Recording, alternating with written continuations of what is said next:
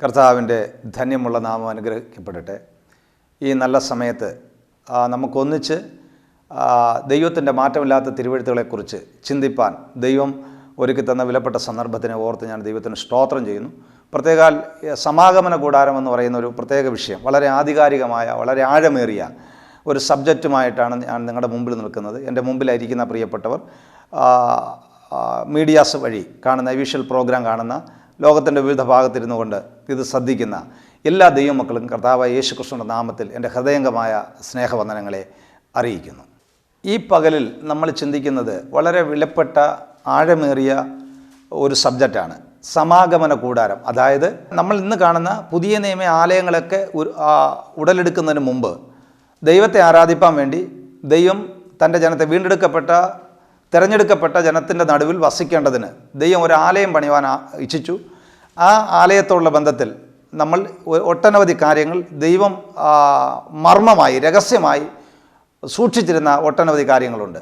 അവയെക്കുറിച്ച് ചിന്തിക്കുകയും ആഴമായി അതിൻ്റെ അർത്ഥങ്ങളെ ഗ്രഹിക്കുകയും ചെയ്യേണ്ടതിനാണ് നമ്മൾ ഈ സമയം ദൈവസന്നിധിയിലായിരിക്കുന്നത്. ഒന്ന് രണ്ട് കാര്യങ്ങളെ ഞാൻ നിങ്ങളെ ഓർമ്മപ്പെടുത്താം. എൻ്റെ പുറകിൽ കാണുന്ന ഈ ചിത്രത്തിൽ കാണുന്നത് മുഴുവൻ പഴയ നിയമ ആലയമാണ്. സമാഗമന കൂടാരം എന്ന് വിളിക്കപ്പെട്ടിരുന്ന, സാക്ഷ്യകൂടാരമെന്ന് വിളിക്കപ്പെട്ടിരുന്ന പഴയ നിയമ ചരിത്രങ്ങളെ ഉൾക്കൊള്ളുന്ന, പഴയ നിയമ ആരാധനയെ കാണിക്കുന്ന ഒരു ആലയമാണ്. അതായത് ഇന്ന് നമ്മൾ ഈ കാണുന്ന നമ്മൾ പല മനോഹരമായ ആലയങ്ങൾ ഇന്ന് നമ്മുടെ നാട്ടിലുണ്ട്. അവയെല്ലാം വരുന്നതിന് മുമ്പ്, ചുരുക്കത്തിൽ പറഞ്ഞാൽ ദാവീദിൻ്റെ മകനായ ശലോമോൻ്റെ കാലം വരെ ദൈവം വസിച്ചിരുന്ന, ഇസ്രായേൽ ജനം ദൈവത്തെ ആരാധിച്ചിരുന്ന ആലയമാണ് ഈ എൻ്റെ പിന്നിൽ പശ്ചാത്തലത്തിൽ കാണുന്ന ഈ ചാർട്ടിൽ കാണുന്ന ചിത്രം. ഈ ചിത്രത്തിൽ കാണുന്ന രീതിയിലായിരുന്നു അന്നത്തെ ആലയങ്ങൾ. അവ എന്തിനാണ് ദൈവം ഇസ്രായേൽ മക്കളോട് ഈ നിലയിൽ ഒരു ആലയം പണിവാൻ എന്തിനു പറഞ്ഞു എന്നുള്ളതും അതിനകത്തെ കാര്യങ്ങളെക്കുറിച്ച് ആഴമായി, പുതിയ നിയമത്തിനതുമായിട്ട് എന്ത് ബന്ധമുണ്ട് എന്നുള്ളവയെക്കുറിച്ചും നമ്മൾ ആഴമായി ചിന്തിക്കുന്നതിന് വേണ്ടിയാണ് ദൈവസന്നിധിയിൽ നമ്മൾ കൂടി വന്നിരിക്കുന്നത്. ഒന്ന് ഓർക്കുക, മനസ്സിലാക്കുക. ഈ തിരുവെഴുത്തുകൾക്ക് അകത്ത് ഏറിയ ചിന്തകളും ഏറിയ ആത്മീയ സത്യങ്ങളും പുതിയ നിയമസഭയ്ക്ക്, ഈ ഇന്ന് ജീവിച്ചിരിക്കുന്ന, ഇനി വരാനിരിക്കുന്ന ഒരു തലമുറ, കർത്താവിൻ്റെ വരവ് വരെയുള്ള ആത്മീക സത്യങ്ങളെ ഈ സമാഗമന കൂടാരം എന്ന് പറയുന്ന ഈ കൂടാരത്തിനകത്ത്, പഴയ നിയമ ആലയത്തിനകത്തും അതിലെ ഉപകരണങ്ങളിലും കർത്താവ് അതിനകത്ത് ഉള്ളടക്കം ചെയ്തിട്ടുണ്ട്. അവയെ ഒരു മറപൊരുളായി അതിനകത്ത് രേഖപ്പെടുത്തിയിട്ടുണ്ട്.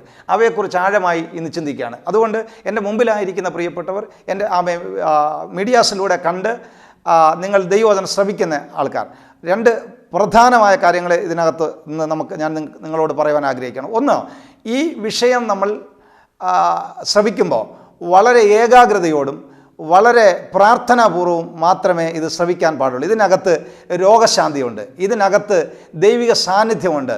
ഒരു സമാഗമന കൂടാരം എന്ന ഏതോ ഒരു ചിത്രത്തിനകത്ത് എന്തിരിക്കുന്നു എന്ന് നമ്മൾ ചിന്തിക്കുന്നതിനേക്കാൾ ഉപരി വചനം കേൾക്കാനും പഠിക്കാനും ആഗ്രഹിക്കുന്ന ഒരു വേദ പഠിതാവിന്, വചനം കേട്ട് ആസ്വദിക്കുന്ന, വചനം കേട്ട് സന്തോഷിക്കുന്ന അങ്ങനെ ഉള്ള ചില ഹൃദയങ്ങളുണ്ട്. അവർക്ക് 100% ഇത് പ്രയോജനകരമായി തീരുമെന്നുള്ളതിന് യാതൊരു സംശയമില്ല. ഇതിനകത്ത് നിത്യജീവൻ്റെ ഒരു വലിയ വ്യാപാരമുണ്ട്. അല്പമെങ്കിലും ജീവൻ്റെ വീണ്ടെടുപ്പിൻ്റെ ജീവൻ അകത്ത് ചലിക്കുന്ന, അകത്ത് കിടക്കുന്ന, അകത്ത് ഉള്ള ഒരു വ്യക്തിക്ക് ഈ സമാഗമന കൂടാരം എന്നുള്ള നമ്മുടെ ഈ ചിന്ത 100% നിങ്ങളുടെ ജീവൻ്റെ സമൃദ്ധിയിലേക്ക് കൊണ്ടുപോകും. നിങ്ങളുടെ ആത്മീക ജ്ഞാനത്തിന് ഉയർച്ച ഉണ്ടാകും, നിങ്ങളുടെ ആത്മീക അനുഭവങ്ങൾക്ക് ഉയർച്ച ഉണ്ടാകും. ഇതിന് യാതൊരു സംശയമില്ല. അതുകൊണ്ട് രണ്ട് പ്രധാനപ്പെട്ട കാര്യങ്ങൾ ഞാൻ നിങ്ങളുടെ മുമ്പിലേക്ക് വയ്ക്കുകയാണ്. അത് നിങ്ങൾ കൈക്കൊണ്ട് മാത്രമേ ഈ പ്രോഗ്രാം നിങ്ങൾ ശ്രവിക്കാവൂ. ഒന്ന്, നിങ്ങൾ ഈ പ്രോഗ്രാം ശ്രവിക്കാനിരിക്കുകയാണെങ്കിൽ, നിങ്ങൾ മീഡിയാസിലൂടെ, മിക്ക സഹോദരങ്ങളും മീഡിയാസിലൂടെ ഇത് കാണുമ്പോൾ, ഇന്ന് സ്വാഭാവികമായിട്ട് നമുക്ക് സമയം ഇല്ലാത്ത ആളുകളാണ്, വളരെ തിരക്കേറിയ ജീവിതമാണ്. അതിൻ്റെ നടുവിൽ ഈ പ്രോഗ്രാം നിങ്ങൾ ശ്രവിക്കുമ്പോൾ നിങ്ങൾ സമയം കണ്ടെത്തി വളരെ നിശബ്ദമായ, വളരെ ഏകാഗ്രത കിട്ടുന്ന, വളരെ സൈലൻ്റ് ആയിട്ടുള്ളൊരു സ്ഥലത്തിരുന്ന് മാത്രമേ ഈ പ്രോഗ്രാം ശ്രവിക്കാവൂ. നിങ്ങൾക്ക് അതിന് സമയമില്ല എന്നുണ്ടെങ്കിൽ ദയവായിട്ട് ഈ പ്രോഗ്രാം കാണാതിരിക്കുകയാണ് കാരണം നമ്മൾ ഏതെങ്കിലും ഒരു തിരുവഴുത്തിൻ്റെ, ഇപ്പോൾ യേശു കടലിന്മേൽ നടന്നതോ യേശു ചെയ്ത ഒരു കനാവിൽ ചെയ്ത അത്ഭുതത്തിൻ്റെയോ ഒരു തിരുവഴുത്ത് വേണമെങ്കിൽ ഏതാനും ചില വാക്യങ്ങൾ കൊണ്ട് മാത്രം നമുക്കതിനെ വ്യാഖ്യാനിച്ച് നിങ്ങളുടെ മുമ്പിൽ വിളമ്പിത്തരുവാനായിട്ട് കഴിയും. നിങ്ങൾ കേൾക്കുവാൻ നിങ്ങൾക്ക് ലളിതമായിരിക്കും. ഞാനിന്ന് ഇത് കൈകാര്യം ചെയ്യുമ്പോൾ ഏറ്റവും ലളിതമായിട്ടാണ് നിങ്ങളുടെ മുമ്പിൽ അത് അവതരിപ്പിക്കുന്നത്. പക്ഷേ ഇത് ഉൽപ്പത്തി മുതൽ വെളിപ്പാട് വരെയുള്ള ഇതര പുസ്തകങ്ങൾ 66 പുസ്തകങ്ങളിൽ നിന്നും അവിടെ നിന്നായിട്ട് പഴയ പുതിയ നിയമങ്ങളുടെ പുസ്തകങ്ങളിലുള്ള വാക്യങ്ങളെ എടുത്തു ചേർത്ത് കോർത്തിണക്കിയാണ് ഇവയെ നിങ്ങളുടെ മുമ്പിലേക്ക് നിങ്ങൾക്ക് പ്രയോജനപ്രദമായി തീരത്തക്ക നിലയിലേക്ക് ഞങ്ങൾ കൊണ്ടുവരുന്നത്. അതുകൊണ്ട് തന്നെ വളരെ ശ്രദ്ധയോടുകൂടി ഇരുന്ന് അത് കേട്ടെങ്കിൽ മാത്രമേ ഇത് പ്രയോജനപ്പെടുകയുള്ളൂ.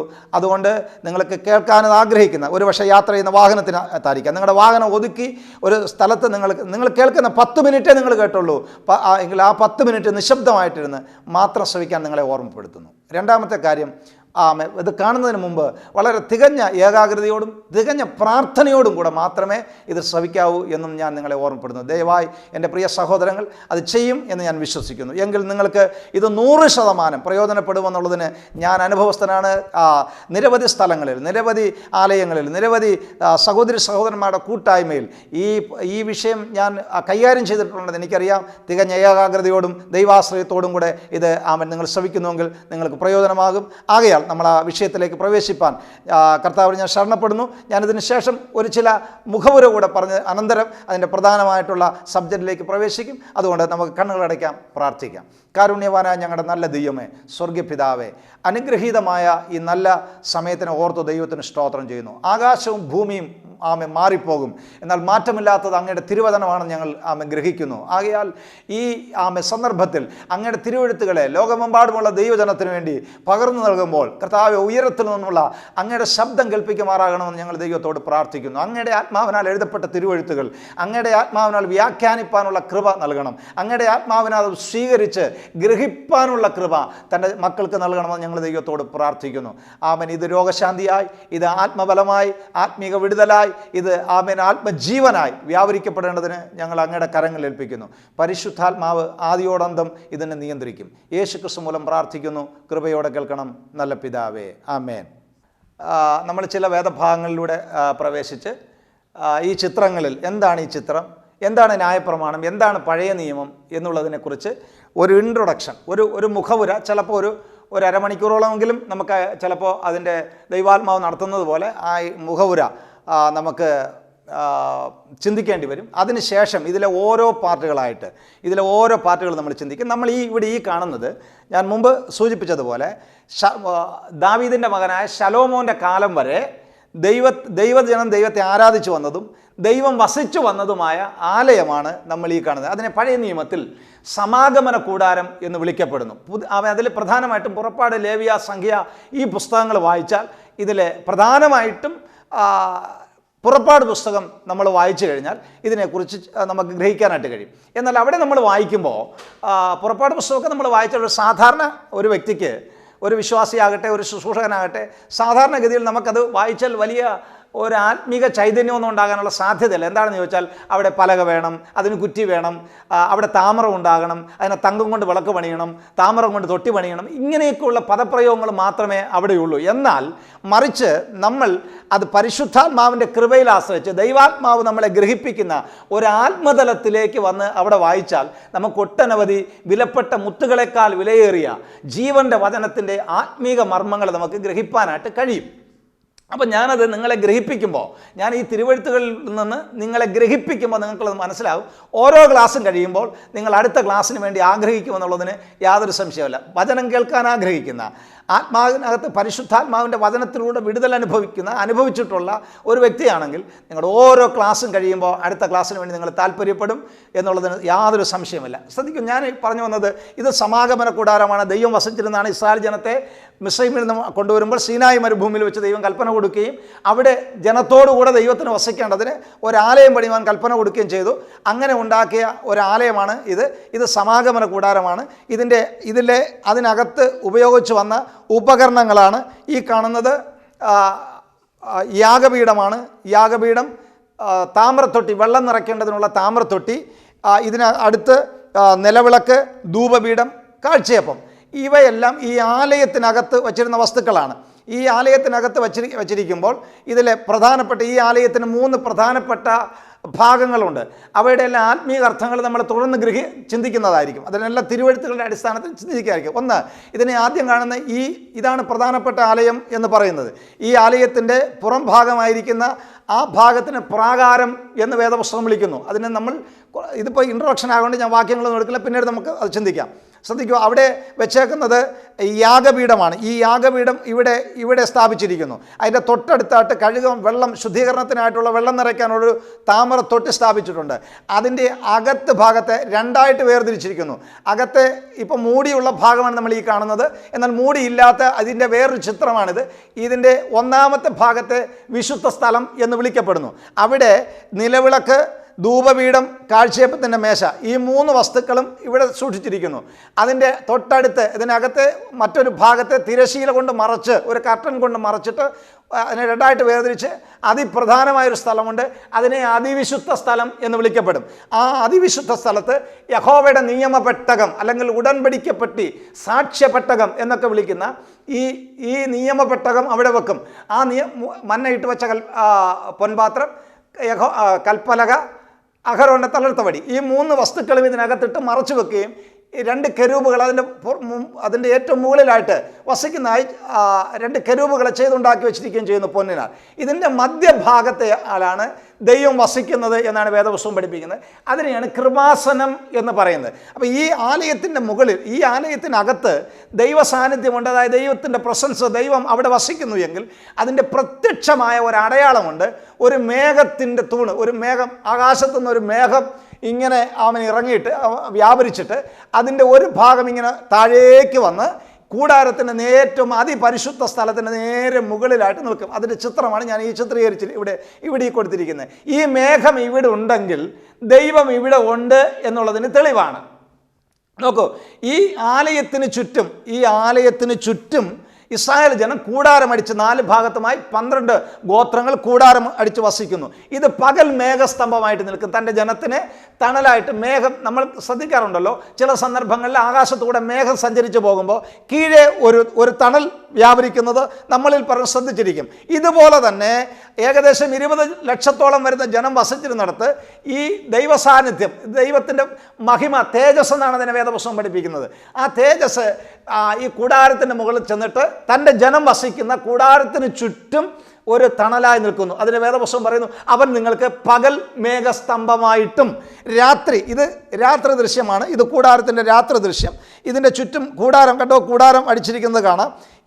ഈ പറഞ്ഞിരിക്കുന്ന കൂടാരത്തിൽ രാത്രി ഈ പകൽ മേഘസ്തംഭമായിട്ട് നിൽക്കുന്ന യഹോവയുടെ തേജസ് രാത്രി അഗ്നിസ്തംഭമായിട്ട് അത് കത്തി ജ്വലിച്ച് നിൽക്കും. അപ്പോൾ ഇസ്രായേൽ ജനത്തിന് രാത്രിയിൽ വെളിച്ചവും പകൽ തണലുമായി കർത്താവ് അവരോട് കൂടെ ഇരുന്നു.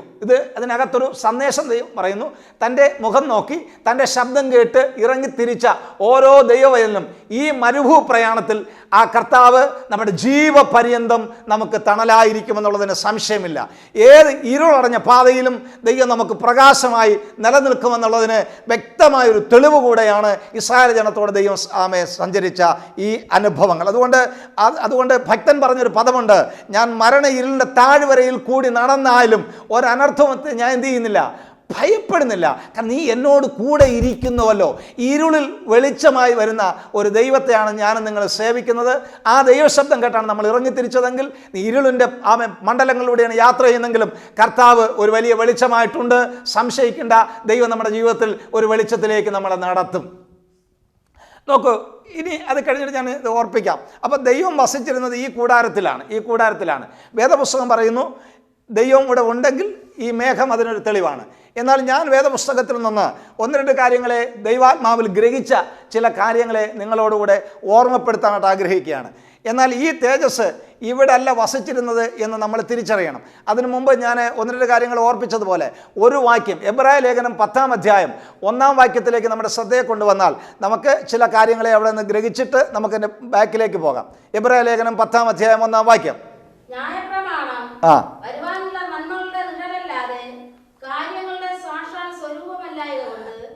എന്താണ് ന്യായപ്രമാണം? അപ്പം ഞാൻ ഇനി ഒരു കാര്യം പറയാം. ഈ ഒരു ചിത്രമൊഴികെ, ഇത് ക്രിസ്തുവിൽ വീണ്ടെടുക്കപ്പെട്ട പുതിയ മനുഷ്യൻ, ഈ ഒരു ചിത്രമൊഴികെ ബാക്കി കാണുന്ന എല്ലാ ചിത്രങ്ങളും ന്യായപ്രമാണ കാലത്തിലുള്ള ചിത്രങ്ങളാണ്. ഇത് ഒന്നാം മനുഷ്യനായ ആദാം, ഇത് ഇപ്പോൾ ദൈവ തേജസ്സിലിരുന്ന മനുഷ്യൻ, എന്നാൽ ദൈവ തേജസ് നഷ്ടപ്പെടുത്തിയിട്ട് പാപം ചെയ്ത സമയത്തുള്ള, പാപം ചെയ്തതിന് ശേഷമുള്ള ആദാമിൻ്റെ ചിത്രമാണ് ഈ ചിത്രീകരിച്ചിരിക്കുന്നത്. അപ്പോൾ ന്യായപ്രമാണ കാലത്തെക്കുറിച്ച് നമ്മൾ ചിന്തിച്ചാൽ, ന്യായപ്രമാണം എന്താണെന്ന് ചോദിച്ചാൽ പിന്നീട് ഒരു കാലത്ത് വരാനിരുന്ന കാര്യങ്ങളുടെ നിഴലാണ്. കൊലോസ് ലേഖനം 2-ാം അധ്യായം 16-ാം വാക്യം കൂടെ വായിച്ചാട്ട്. കൊലോസ് ലേഖനം 2:16. അതുകൊണ്ട് ഭക്ഷണപാനങ്ങൾ സംബന്ധിച്ചോ പെരുന്നാൾ, വാവ്, ശബത്ത് എന്നീ കാര്യത്തിലോ ആരും നിങ്ങളെ വിധിക്കരുത്. വരുവാനിരുന്നവയുടെ നിഴലത്രേ. അതായത് ന്യായപ്രമാണ കാലത്ത് വാവ്, ശമത്ത്, അമാവാസി, പിന്നെ ഹോമങ്ങൾ, യാഗങ്ങൾ, ഇങ്ങനെ ഒരുപാട് കാര്യങ്ങൾ കൊടുത്തിരുന്നു, ഒരുപാട് പ്രമാണങ്ങൾ കൊടുത്തിരുന്നു. അവയെല്ലാം ഒരു കാലത്തേക്ക് മാത്രമായി പിന്നീട് ഒരു കാലത്തിന് വേണ്ടി ദൈവം സൂക്ഷിച്ചിരുന്നവയാണ് എന്നാണ് വേദപുസ്തകം പഠിപ്പിക്കുന്നത്. എന്നാൽ ഈ ന്യായപ്രമാണ കാലത്ത് ദൈവം ഇവിടെ ഈ ആലയത്തിൽ വസിച്ചിരുന്നു. വേദപുസ്തകത്തിൽ നിന്ന് ഞാൻ നമ്മൾ ഗ്രഹിക്കേണ്ട, അറിഞ്ഞിരിക്കേണ്ട ഒരു ആത്മീയ സത്യം പറയാം. യഥാർത്ഥത്തിൽ ദൈവം ഇങ്ങനൊരു ആലയത്തിൽ വസിപ്പാൻ ആഗ്രഹിച്ചിരുന്നില്ല എന്നാണ് നമ്മൾ തിരിച്ചറിയേണ്ടത്. അതിന് തെളിവുണ്ട്. വേദപുസ്തകം അപ്പോസ്തല പ്രവൃത്തി 17-ാം അധ്യായം 24-25 വാക്യങ്ങൾ ഒന്ന് വായിച്ച്. അപ്പോസ്തല പ്രവൃത്തി 17-ാം അധ്യായം 24-25 വാക്യങ്ങൾ. എന്തുകൊണ്ട് ഈ വാക്യങ്ങൾ വായിച്ച് കേൾപ്പിക്കുന്നു എന്ന് ചോദിച്ചാൽ, നമ്മളെ ശ്രമിക്കുന്ന ശ്രോതാക്കൾ ഒരിക്കലും ഒരു പ്രസംഗം കേട്ടുകൊണ്ടിരിക്കുമ്പോൾ ദൈവവചനങ്ങളെ പോയി ബൈബിൾ തുറന്ന് നോക്കണമെന്ന് നിർബന്ധമൊന്നുമില്ല, പിന്നീട് നോക്കണമെന്ന് നിർബന്ധമില്ല. അതുകൊണ്ട് നമ്മൾ പറയുന്ന കാര്യങ്ങൾ, നമ്മൾ ചിന്തിക്കുന്ന കാര്യങ്ങൾ തിരുവെഴുത്തിൽ ആധികാരികമായി സത്യമെന്ന് ഉറപ്പിക്കേണ്ട ഉത്തരവാദിത്വം എന്നിൽ നിക്ഷിപ്തമായിരിക്കുന്നത് കൊണ്ട് ഈ തിരുവെഴുത്തുകളെ ഒന്നുകൂടെ ഉറപ്പിച്ചു പറയാണ്. അപ്പോസ്തല പ്രവൃത്തി 17-24-25. ലോകവും അതിലുള്ളതൊക്കെയും ഉണ്ടാക്കിയ ദൈവം സ്വർഗ്ഗത്തിനും ഭൂമിക്കും നാഥനാകൊണ്ട് കൈപ്പണിയായ ക്ഷേത്രങ്ങളിൽ വാസം ചെയ്യുന്നില്ല. മതി. വേദപുസ്തകം പറയുന്നു, ലോകവും അതിലുള്ള സകലത്തെയും ഉണ്ടാക്കിയ ദൈവം അതിനെല്ലാം നാഥനാകൊണ്ട് മനുഷ്യനുണ്ടാക്കിയ, മനുഷ്യന്റെ കൈപ്പണിയ ആലയങ്ങൾ എന്ത് ചെയ്യുന്നില്ല? വാസം ചെയ്യുന്നില്ല. അതിന്റെ അവസാന ഭാഗം എന്ത് വായിക്കുന്നു? നിങ്ങളല്ലോ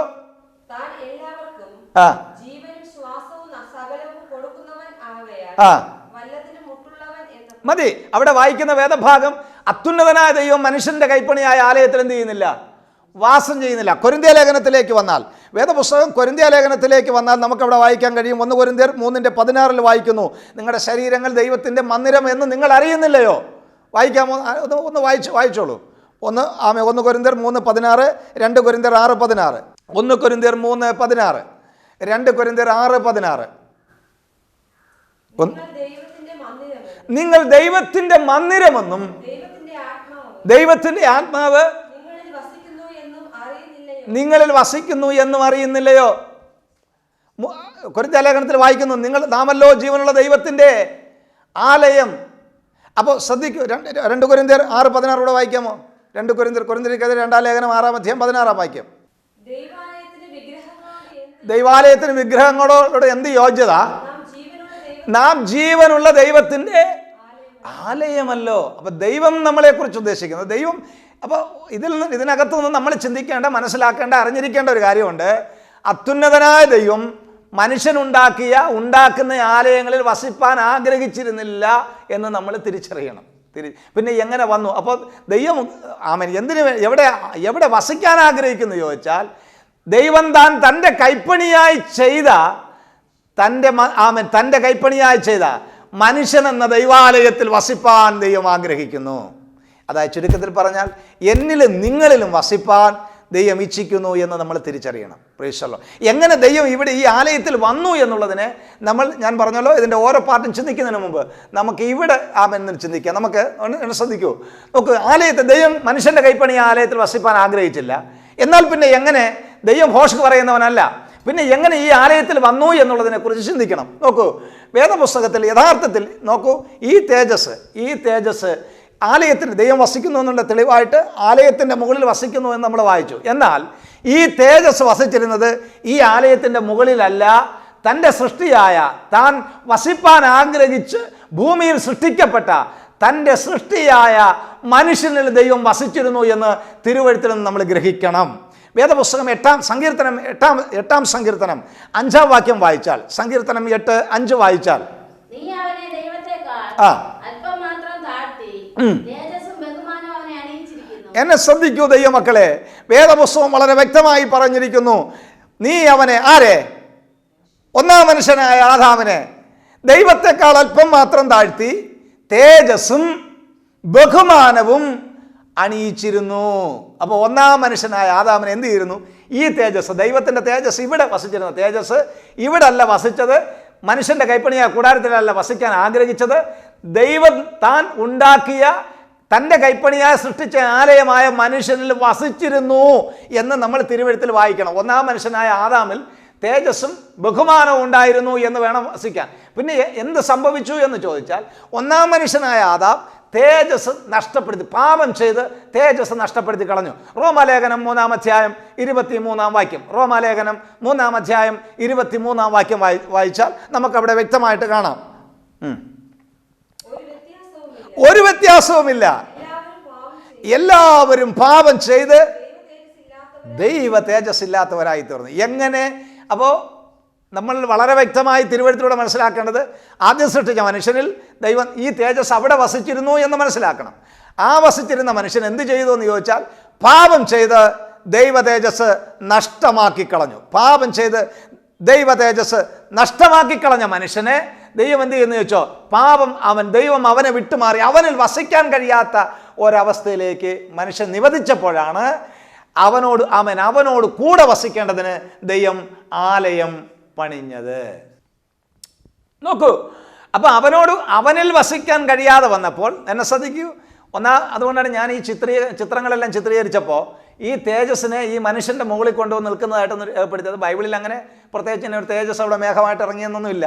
ഇത് ഞാൻ എൻ്റെ മുമ്പിലിരിക്കുന്ന ആളുകളെ, എൻ്റെ മെസ്സേജ് കേൾക്കുന്ന ആളുകളെ ഗ്രഹിപ്പിക്കേണ്ടതിന് വേണ്ടിയിട്ടാണ് ഈ ചിത്രങ്ങളൊക്കെ ഇങ്ങനെ ചെയ്തിരിക്കുന്നത്. അപ്പോൾ ആ തേജസ് ഒന്നാം മനുഷ്യനായ ആദാമിൽ നിന്നു. ആദാം പാപം ചെയ്ത് ദൈവ തേജസ് നഷ്ടമായി കളഞ്ഞു. അനന്തരം പിന്നെ ഉള്ള മനുഷ്യകുലം എല്ലാം തന്നെ ദൈവ തേജസ് നഷ്ടമാക്കി കളഞ്ഞു. അപ്പോൾ ആ ദൈവ തേജസ് നഷ്ടമാക്കി കളഞ്ഞതിന് ശേഷമുള്ള ഒരു ചിത്രമാണ് നമ്മൾ ഈ കാണുന്നത്. വേദപുസ്തകം പറയുന്നു, അവൻ പാപം ചെയ്യൽ സന്ധ്യയായി വൈകുന്ന വെയിലാറുമ്പോൾ യഹോവയായ ദൈവം തോട്ടത്തിലേക്ക് ഇറങ്ങി വന്നു. തോട്ടത്തിലേക്ക് ഇറങ്ങി വരുമ്പോൾ മനുഷ്യൻ പാപം ചെയ്ത് അവൻ നഗരനാണ് തിരിച്ചറിഞ്ഞ് അവൻ അത്തിയില കൂട്ടിത്തുന്നി വസ്ത്രം ഉണ്ടാക്കി ഉടുത്ത് ദൈവം അടുത്ത് വന്നപ്പോൾ അവൻ ഒളിച്ചു കളിക്കുകയാണ്, മരത്തിൻ്റെ ചുവട്ടിൽ ഒളിക്കുകയാണ്. ദൈവം വിളിച്ചു ചോദിച്ചു. നമുക്ക് ആ ചരിത്രം അറിയാം, ഉൽപ്പത്തി പുസ്തകത്തിൽ നമ്മൾ വായിക്കുന്നത് തിരിച്ചറിയാം. ആദാമേ നീ എവിടെ? Price the Lord. അപ്പോൾ ആദാമേ നീ എവിടെ എന്നുള്ള ശബ്ദത്തിങ്കിൽ അവൻ ഭയപ്പെട്ട് അവൻ ഒളിക്കുകയാണ് ദൈവസാന്നിധ്യത്തിൽ നിന്ന്. ഒരു കാര്യം നമ്മൾക്ക് ആ തിരുവഴുത്തിൽ നമ്മൾ ശ്രദ്ധിക്കേണ്ട ഒരു കാര്യം, ദൈവത്തോട് അടുത്ത് വസിക്കുന്ന ഒരു മനുഷ്യൻ, അത് ഞാനാകട്ടെ നിങ്ങളാകട്ടെ വേറൊരുവനാകട്ടെ, ദൈവ സാന്നിധ്യത്തിൻ്റെ കീഴിൽ വസിക്കുന്ന ഒരു മനുഷ്യൻ ദൈവ സാന്നിധ്യം വിട്ടകന്നു പോയാൽ, ദൈവ തേജസ് നഷ്ടമാക്കി കളഞ്ഞാൽ, നമ്മുടെ ഒരു പദം കൂടെ ഒരു പടി കൂടെ മുമ്പിലേക്ക് കയറി പറഞ്ഞാൽ, ദൈവകൃപ അവൻ നഷ്ടമാക്കി കളഞ്ഞാൽ അവൻ ദൈവത്തെ വിട്ട് അകന്നു പോകും, അവൻ ദൈവത്തെ ഭയപ്പെടും. എന്ന് പറഞ്ഞാൽ മരണഭയം, ഒരു സ്വാഭാവികമായ ഒരു ഭയമല്ല, ഒരു മരണഭയത്തോടെ അവൻ ദൈവത്തിൽ നിന്ന് അവൻ അകന്ന് ദൈവത്തിൽ നിന്ന് ഒളിച്ച് പോകും. അതിൻ്റെ പേരാണ് നമ്മൾ പുതിയ നിയമസഭ പറയുന്ന ഒരു പദമുണ്ട്, അതിൻ്റെ പേരാണ് പിന്മാറ്റം എന്ന് പറയുന്നത്. Price the Lord. ദൈവകൃപ അന്യപ്പെട്ടു പോയാൽ, ദൈവത്തോടുള്ള നിൻ്റെ സഹവാസം അന്യപ്പെട്ടു പോയാൽ നീ ദൈവകൃപ വിട്ട് പിന്മാറ്റക്കാരനായിത്തീരും. Price the Lord. അപ്പോൾ ദൈവകൃപ വിട്ടു പോയതിനു ശേഷം ഉള്ള മനുഷ്യൻ്റെ അവസ്ഥയാണ് വേദപുസ്തകം പറയുന്നു. അവനെ യഹോവയായ ദൈവം അവനെ കണ്ടു, അവൻ നഗ്നനെന്ന് മനസ്സിലായി, അവൻ അത്തിയില കൂട്ടി തുന്നി ഉണ്ടാക്കിയ വസ്ത്രം വെയിൽ വന്നപ്പോൾ അത് വാടി, അത് വല്ലാണ്ടായി. അവൻ നഗ്നനായി തീർന്നു. അതിനുശേഷം ദൈവം അവനെ കണ്ടിട്ട് എന്ത് ചെയ്തെന്ന് ചോദിച്ചാൽ, അവൻ്റെ പരിതാപകരമായ അവസ്ഥയിൽ അവൻ്റെ നഗ്നത മറയ്ക്കുവാൻ ദൈവം തോൽ കൊണ്ട് അവനൊരു ഉടുപ്പുണ്ടാക്കി കൊടുത്തു. Price the Lord. ഇതിനകത്തൊരു മർമ്മം പറയാം. ഇപ്പം എൻ്റെ മുമ്പിലിരിക്കുന്ന പ്രിയപ്പെട്ടവരെ ശ്രദ്ധിച്ച് നോക്കൂ. ഇത് തേജസ് ധരിച്ചു നിന്ന ഒരു പ്രകാശം അവനിൽ നിന്ന് വമിക്കുന്ന പുറപ്പെടുന്ന അവസ്ഥയിൽ നിൽക്കുന്ന ഒരു മനുഷ്യൻ, ഒന്നാം മനുഷ്യനായ ആദാം. എന്നാൽ അതേ ആദാം ഇപ്പുറത്തേക്ക് വരുമ്പോൾ മൃഗത്തിൻ്റെ തോൽ ധരിച്ച് നിൽക്കുകയാണ്. ഈ മനുഷ്യനെ ഇപ്പോൾ നിങ്ങൾക്ക് കണ്ടാൽ നിങ്ങൾക്ക് എന്താ തോന്നുന്നത്? എൻ്റെ മുമ്പിലിരിക്കുന്ന പ്രിയപ്പെട്ടവർ ശ്രദ്ധിച്ചാൽ ഇതെന്ത് നിങ്ങൾക്ക് തോന്നി ചോദിച്ചാൽ, ഏതാണ്ടൊരു മൃഗവും ഏതാണ്ടൊരു മനുഷ്യനും കൂടി ചേർന്ന ഒരു രൂപമായിട്ടല്ലേ നിങ്ങൾക്ക് തോന്നുന്നത്? എൻ്റെ പ്രിയപ്പെട്ടവർ, നിങ്ങളിരുന്ന് ഇത് മീഡിയാസിലൂടെ ഇത് കാണുമ്പോൾ ശ്രദ്ധിച്ചു നോക്കൂ ഈ പിക്ചർ. അല്ലേ, ആ മനുഷ്യനെ തേജസ് ധരിക്കപ്പെട്ട് നിൽക്കുന്ന മനുഷ്യൻ ഒരു പ്രകാശത്തിനകം നിൽക്കുന്നു. തേജസ് കൊണ്ട് തൻ്റെ ശരീരം മറയ്ക്കപ്പെട്ടിരിക്കുന്നു. ഇതാ നോക്കൂ, തേജസ് നഷ്ടപ്പെട്ടു പോയവനെ ദൈവം തോലുടിപ്പിച്ച് നിർത്തിയിരിക്കുക. ഇവനിപ്പോൾ പകുതി മൃഗവും പകുതി മനുഷ്യനുമായിട്ട് നിബന്ധിച്ച് നിൽക്കുകയാണ്. വേദപുസ്തകം സങ്കീർത്തനം 49 സങ്കീർത്തനം 20 വാക്യം വളരെ വ്യക്തമായിട്ട് അതിനെക്കുറിച്ച് രേഖപ്പെടുത്തിയിരിക്കുന്നു.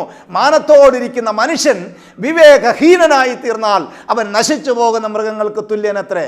സങ്കീർത്തനം 49:20 എടുത്തവർക്ക് വായിക്കാം. മാനത്തോടിരിക്കുന്ന മനുഷ്യൻ വിവേകഹീനനായാൽ നശിച്ചു പോകുന്ന മൃഗങ്ങൾക്ക് തുല്യനത്രേ. Praise the Lord, hallelujah. ഈ സന്ദേശം, ഈ ചിത്രം നമുക്ക് തരുന്ന ഒരു സന്ദേശമുണ്ട്. ദൈവസാന്നിധ്യം വിട്ട് അകന്നു പോകുന്ന ഒരു മനുഷ്യൻ അവൻ വിവേകഹീനനായിത്തീരുന്നു. അവൻ വിവേകഹീനനായി തീർന്നാൽ അവൻ്റെ തേജസ് നഷ്ടപ്പെടുന്നു. തേജസ് നഷ്ടപ്പെട്ടവൻ മൃഗതുല്യനാണ്. ഇവിടെ ഒരു ചിത്രം ദൈവത്തിന് വേണമെങ്കിൽ സർവവും ഒരു വാക്കിനാൽ ഉളവാക്കിയ ദൈവത്തിന് ഒരു വസ്ത്രം ഉണ്ടാക്കി കൊടുക്കുവാൻ ദൈവത്തിന് കഴിവില്ലാഞ്ഞിട്ടല്ല, ബുദ്ധിയില്ലാഞ്ഞിട്ടല്ല, ശക്തിയില്ലാഞ്ഞിട്ടല്ല ദൈവം മൃഗത്തിൻ്റെ തോൽ കൊണ്ട് ഉടുപ്പുണ്ടാക്കി കൊടുത്തത്. അവനെ ആ തോൽ ധരിച്ച് നിൽക്കുന്നവൻ മനുകുലത്തിന് ഒരു സന്ദേശമുണ്ട്.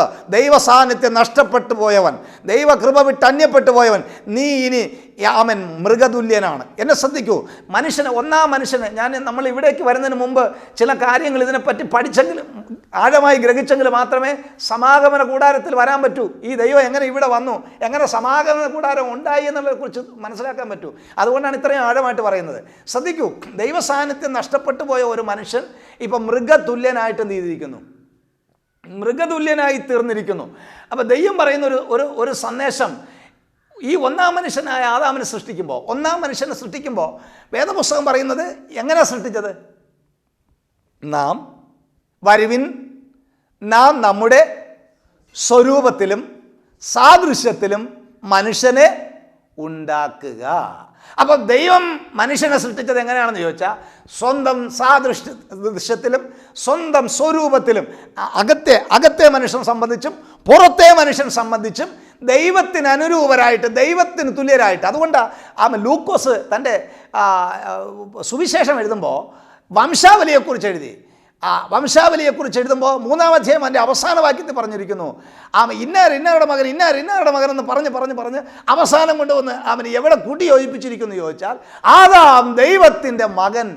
Price the Lord. അപ്പോൾ വാസ്തവത്തിൽ ദൈവം ഇവിടെ സൃഷ്ടിക്കുമ്പോൾ ഒന്നാം മനുഷ്യനായ ആദാമിനെ ദൈവതുല്യനായി തൻ്റെ മകനായി സൃഷ്ടിച്ചു എന്നുള്ളതാണ് കാണുന്നത്. അപ്പോൾ തന്നിൽ നിന്ന് അകന്നു പോകുമ്പോൾ, ദൈവത്തെ വിട്ട് പാപം ചെയ്തു പോകുന്ന മനുഷ്യൻ ദൈവ സാദൃശ്യവും ഇപ്പം എന്നെ നോക്കൂ, ഇപ്പം സാദൃശ്യം പോലും മാറി, മൃഗസാദൃശ്യമായി. സാദൃശ്യവും സ്വരൂപവും നഷ്ടപ്പെട്ട് ഇപ്പം ഏതാണ്ട് മൃഗസ്വരൂപത്തിലേക്ക് അധംപതിച്ചു പോയി. ഇന്ന് പകലിൽ ഞാനൊരു സന്ദേശം ഇതിനകത്ത് പറയാം. ദൈവസാന്നിധ്യത്തിനകത്ത് ക്രിസ്തുവിൻ്റെ രക്തത്താൽ വീണ്ടെടുക്കപ്പെട്ട് ദൈവസാന്നിധ്യത്തിനകത്ത്, ദൈവദേശത്തിനകത്ത് വച്ചിരിക്കുന്ന ഒരു സഹോദരനാകട്ടെ, സഹോദരിയാകട്ടെ, പൈതലാകട്ടെ, വിശ്വാസിയാകട്ടെ, ദൈവകൃപ വിട്ട് നീ അന്യപ്പെട്ടു പോയാൽ മൃഗതുല്യരാണ്. എക്സാമ്പിൾ പറയാം. നമ്മുടെ ആത്മീയ സമൂഹത്തിനകത്ത് ഇന്ന് കാണുന്ന പല ഉച്ചനീചത്വങ്ങൾക്കും അധാർമികതയ്ക്കും കാരണം ദൈവകൃപയിൽ നിന്ന് അന്യപ്പെട്ടു പോയവനാണ്. ദൈവകൃപ വിട്ട് ഒരുവൻ ദൈവകൃപയിലേക്ക് വന്നു കഴിഞ്ഞാൽ അവന് എന്തോ കിട്ടും? തേജസ്സും ബഹുമാനവും അവനിൽ തന്നെ ഉണ്ട്. കൃപ ഉള്ളവന് തേജസ്സും ബഹുമാനവും ഉണ്ട്. എന്നാൽ കൃപ നഷ്ടപ്പെട്ടു പോവന് തേജസ്സും ബഹുമാനവും നഷ്ടപ്പെട്ടു പോകും. അപ്പോൾ തേജസ്സും ബഹുമാനവും നഷ്ടപ്പെട്ടു പോയവൻ വീണ്ടും ലൗകികമായിട്ട് തേജസ്സും ബഹുമാനം തിരിച്ചു പിടിക്കാൻ വേണ്ടിയിട്ടാണ് ഇന്ന് കാണുന്ന കസേര കളിയും കമ്മറ്റ് കളിയും അടിയും പിടിയും വഴക്കും വക്രാണവും മുഴുവൻ സഭകളുടെയും സംഘടനയുടെ അകത്ത് നടമാടുന്നതിൻ്റെ കാരണം നിൻ്റെ കൃപ വിട്ടുപോയി, ദൈവ തേജസ് വിട്ടുപോയി, നിൻ്റെ ഘനം വിട്ടുപോയി.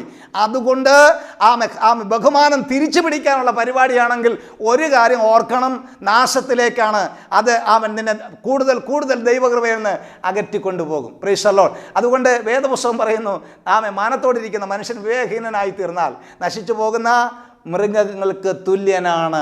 അതുകൊണ്ട് നമ്മുടെ സഭയിൽ പ്രാദേശിക സഭകൾ നിങ്ങൾ എത്രയോ ഇടത്ത് കണ്ടിട്ടുണ്ട്. ദൈവകൃപയിൽ ഒരു കാലത്ത് ദൈവകൃപയിൽ നിന്ന മനുഷ്യർ ദൈവകൃപയോട്ട് പിന്മാറ്റക്കാരായി തീരുകയും ആ സഭയ്ക്കും ദേശത്തിനും അവർ തലവേദന, ചുരുക്കി പറഞ്ഞാൽ ആ സഭയ്ക്ക് എന്നും പ്രശ്നക്കാരനായി തീരുന്നതിൻ്റെ കാരണം നീ ദൈവതേജസ് നിന്നുള്ള ദൈവകൃപ നഷ്ടപ്പെട്ടു പോയി എന്നാണ്. ദൈവകൃപയിൽ നിൽക്കുന്ന ഒരു ദൈവവേദന അവൻ നീ തേജസ്സും ബഹുമാനവും ഉള്ളവളായി അന്ത്യം വരെ നിൽക്കും. Price the Lord. അപ്പോൾ ഈ ദൈവകൃപ വിട്ട് ദൈവ തേജസ് നഷ്ടപ്പെട്ടു പോയ മനുഷ്യന് പിന്നെ എന്ത് ചെയ്യാൻ കഴിഞ്ഞില്ല? ദൈവത്തിന് വസിപ്പാൻ ഇടമില്ലാതായി. മനസ്സിലാക്കുക. അനുസരണക്കേടുള്ളവരിൽ ദൈവം എന്ത് ചെയ്യില്ല? വസിക്കില്ല. അപ്പം അങ്ങനെ വന്നപ്പോൾ ദൈവകൃപ വിട്ടുപോയ മനുഷ്യനിൽ പിന്നെ എന്ത് ചെയ്യാൻ കഴിയില്ല? അപ്പോൾ ഒരു കാര്യം മനസ്സിലാക്കണം, നമ്മൾ പുതിയ നിയമത്തിൽ നിങ്ങളല്ലോ ജീവനുള്ള ദൈവത്തിൻ്റെ ആലയം, നിങ്ങളുടെ ശരീരങ്ങൾ ദൈവത്തിൻ്റെ മന്ദിരമെന്നും നിങ്ങൾ ദൈവത്തിൻ്റെ ആത്മാവ് വസിക്കുന്നു എന്ന് നിങ്ങൾ അറിയുന്നില്ലയോ? അപ്പോൾ ദൈവാത്മാവ് വസിക്കുന്ന ആലയമായി ദൈവം നമ്മളെ പുതിയ നിയമസഭയിൽ തിരഞ്ഞെടുത്തെങ്കിൽ, അപ്പോൾ ദൈവം ഉൽപ്പത്തി മുതൽ നമ്മൾ വായിച്ചാൽ ദൈവത്തിൻ്റെ ഹൃദയത്തിലെ ആഗ്രഹം നിർണയം എന്താണെന്ന് ചോദിച്ചാൽ, ദൈവത്തിന് വസിക്കാനുള്ളത് മനുഷ്യൻ്റെ കൈപ്പണിയായ കൂടാരത്തിലല്ല. ദൈവം വസിക്കാൻ അന്നും ഇന്നും ഇച്ഛിച്ചത് മനുഷ്യരിലാണ്, തൻ്റെ കൈപ്പണിയായ മനുഷ്യരിലാണ്. എന്നാൽ മനുഷ്യൻ പാപം ചെയ്തിട്ട്, കണ്ടോ, മനുഷ്യൻ പാപം ചെയ്ത് ദൈവദേശം നഷ്ടപ്പെട്ട് കഴിഞ്ഞപ്പോൾ അവനിൽ വസിക്കാൻ കഴിയാതായപ്പോൾ ദൈവം പറഞ്ഞു, ഞാൻ അവരുടെ ഇടയിൽ വസിക്കേണ്ടതിന് എനിക്കൊരാലയം പണി. പുറപ്പാട് പുസ്തകം 25-ാം അധ്യായം 8-9 വാക്യങ്ങൾ. പുറപ്പാട് പുസ്തകം 25-ന്റെ 8-9 വാക്യങ്ങൾ. പുറപ്പാട് പുസ്തകം 25-ാം അധ്യായം. ഞാൻ അവരുടെ നടുവിൽ വസിപ്പാൻ ഒരു വിശുദ്ധ മന്ദിരം പണിവാൻ കൽപ്പിച്ചു. ശ്രദ്ധിക്കൂ. അപ്പോൾ അവനിൽ വസിക്കാൻ കഴിയാത്തത് കൊണ്ട് ദൈവം തനിക്കെന്ന് പറഞ്ഞ ഒരു ജനസമൂഹത്തെ തെരഞ്ഞെടുത്ത ജനത്തിൻ്റെ നടുവിൽ വസിക്കാൻ വേണ്ടിയിട്ടാണ് ദൈവം ഇങ്ങനെ ഒരു ആലയം ഉണ്ടാക്കിയത്. മനസ്സിലാകുന്നവർക്കാണ് ഞാൻ സ്തോത്രം ചെയ്യുന്നത്. അപ്പോൾ ദൈവത്തിന് അവരുടെ നടുവിൽ വസിക്കേണ്ടത്. അപ്പോൾ ദൈവത്തിന് അപ്പോൾ അങ്ങനെയാണ് ഈ ആലയം ഇവിടെ ഉണ്ടായത്. ഇനിയാണ് നമ്മളതിനെക്കുറിച്ച് കൂടുതലായിട്ട് നമ്മൾ ചിന്തിക്കാനായിട്ട് ആരംഭിക്കുന്നത്. അപ്പോൾ മനുഷ്യനിൽ വസിക്കാൻ കഴിയാത്ത ദൈവം പാപനിമിത്തം അവരിൽ വസിക്കാൻ കഴിയില്ലെങ്കിലും അവരെ കൈവിടാൻ ദൈവത്തിന് മനസ്സായില്ല. അതാണ് നമ്മൾ മനസ്സിലാക്കി. എന്താ കാരണം? എന്താ? ഇവിടെയാണ് ദൈവവും മനുഷ്യനും തമ്മിലുള്ള ആഴമേറിയ ബന്ധത്തെ കാണിക്കുന്നത്. ഞാൻ ഈ അടുത്ത ഇടയ്ക്ക് ഒരു പത്രവാർത്ത വായിച്ചു. പത്രവാർത്ത നമ്മൾ പല വാർത്തകളും കാണുന്നത്. ഒരു അമ്മയെ, വളരെ വാർദ്ധക്യമായ ഒരു അമ്മയെ ആ മകൻ പൊതിരെ തല്ലി. ആ അമ്മയെ പൊതിരെ തല്ലുന്നത് പതിവാണ്. പക്ഷേ ആ അമ്മയെ തല്ലി നാട്ടുകാർക്ക് പോലും സഹിക്കാൻ വയ്യ. നാട്ടുകാർ പോലീസിലെറിച്ച് പോലീസ് വന്നപ്പോൾ മോൻ്റെ പേരിൽ കേസെടുക്കാൻ ശ്രമിക്കുമ്പോൾ അമ്മ പറഞ്ഞ കാര്യം എന്താണെന്നറിയാമോ? അവൻ്റെ പേര് കേസെടുക്കരുത്. എന്താണെന്ന് ചോദിച്ചാൽ അവൻ്റെ മകനാണ്. Price the Lord. ഞാൻ പറഞ്ഞു, ഇതുപോലെ എത്രയോ സംഭവങ്ങൾ, എത്രയോ അപ്പന്മാരെ മക്കൾ ഉപദ്രവിക്കുന്നു. അവരെ തിരിച്ചുപദ്രവിക്കാനോ, തിരിച്ച് നാട്ടുകാർ ഉപദ്രവിക്കുമ്പോഴോ, മറ്റാരെങ്കിലും ഉപദ്രവിക്കുമ്പോഴോ അവരുടെ പോയി അവനെ തല്ലരുത് എന്ന് അവൻ അപേക്ഷിക്കുന്നു. എന്താണെന്ന് ചോദിച്ചാൽ, ദോഷികളായ നമുക്ക് നമ്മുടെ മക്കളോട് ഇത്രയേറെ സ്നേഹമുണ്ടെങ്കിൽ സർവശക്തനായ ദൈവത്തിന് ആ ദൈവത്തിൻ്റെ കൈപ്പണിയാൽ സൃഷ്ടിക്കപ്പെട്ട മനുഷ്യരോട്, തൻ്റെ മക്കളോട് എത്രയധികം സ്നേഹമുണ്ടെന്ന് നിങ്ങൾ തിരിച്ചറിയണം. ദൈവം തമ്പുരാൻ സൃഷ്ടിച്ചത് അതുകൊണ്ടാണ്. ഞാൻ മുമ്പേ പറഞ്ഞത് ലൂക്കോസ് പറഞ്ഞിരിക്കുന്ന പോലെ ആദാം ദൈവത്തിൻ്റെ മകനാണ്. അതുകൊണ്ടാണ് നിങ്ങൾ വായിച്ചത് വേദപുസ്തകത്തിൽ നമ്മൾ വായിക്കുന്ന പദം നിങ്ങൾ ശ്രദ്ധിക്കൂ. തിരിച്ചും നമ്മളെ ദൈവം മക്കളാക്കിയിട്ട് എടുക്കുന്നത്. അവനെ കൈക്കൊണ്ട് അവൻ്റെ നാമത്തിൽ വിശ്വസിക്കുന്ന ഏവർക്കും ദൈവമക്കളാകുവാൻ അവൻ അധികാരം കൊടുത്തു. അപ്പോൾ ഏതാ പഴയ പദവി? മക്കളെന്ന പദവി. ആദാം മകനായിരുന്നു. ആ മകൻ എന്ന പദവി നഷ്ടപ്പെടുത്തി പോയവനെ തിരിച്ച് വീണ്ടും മകനാക്കി എടുക്കാനാണ് ദൈവത്തിൻ്റെ പദ്ധതി എന്ന് പറയുന്നത്. Price the Lord. അപ്പോൾ അതിന് വേണ്ടിയിട്ടാണ്. അപ്പോൾ ആ മകനിൽ വസിക്കാൻ കഴിയാത്തത് കൊണ്ട് അവനെ കൈവിട്ട് കളയാൻ, തള്ളിക്കളയാൻ ദൈവത്തിന് മനസ്സില്ലായകയാൽ ദൈവം താൽക്കാലികമായി ഉണ്ടാക്കിയ ഒരു പദ്ധതിയാണ് അവരുടെ ഇടയിൽ വസിക്കാൻ എനിക്ക് നീ ഒരു കൂടാരം ഉണ്ടാക്കണം. ഇതിങ്ങനെയാണ് ഈ സമാഗമന കൂടാരം ഇവിടെ ഉണ്ടാകുന്നത്. അല്ലാതെ പ്രൈസ് ദി ലോർഡ് കുറേ ആളുകളെ ഇങ്ങോട്ട് കൊണ്ടുവന്നിട്ട് അവരുടെ നടുവിൽ എങ്ങനെ വസിക്കുക, ഏതെങ്കിലും ഒരാൾ വസിക്കുക എന്നുള്ളതല്ല. ഇന്ന് ഈ ലോകത്തിൽ കാണുന്ന സകല മാനവ്, അത് ജാതി മത വർഗ വർണ്ണ വ്യത്യാസം കൂടാതെ സകലരും ദൈവത്തിൻ്റെ സൃഷ്ടിയാണ്, ദൈവത്തിൻ്റെ മക്കളാണ്. പക്ഷേ ദൈവത്തിൻ്റെ മക്കളെന്നുള്ള പദവിയിൽ നിന്ന് പാപം ചെയ്ത് ദൈവകൃപയും മനുഷ്യൻ പാപത്തിന് നിബന്ധിച്ചിരിക്കുന്നതുകൊണ്ട് എല്ലാവരെയും മക്കളാക്കി എടുക്കാൻ കഴിയുന്നില്ല. അതുകൊണ്ട് ദൈവം വേറൊരു ഉപാധി വെച്ചു. കാലത്തിൻ്റെ സമ്പൂർണ്ണം ഞാൻ തൽക്കാലം ഈ കൂടാരം എന്ന് പറയുന്ന ഇതിനകത്ത് വസിക്കും. എന്നിട്ട് കാലത്തിന് ഞാൻ ഒരു നിർണയം, ഒരു പരിധി ഞാൻ നിശ്ചയിച്ചിട്ടുണ്ട്.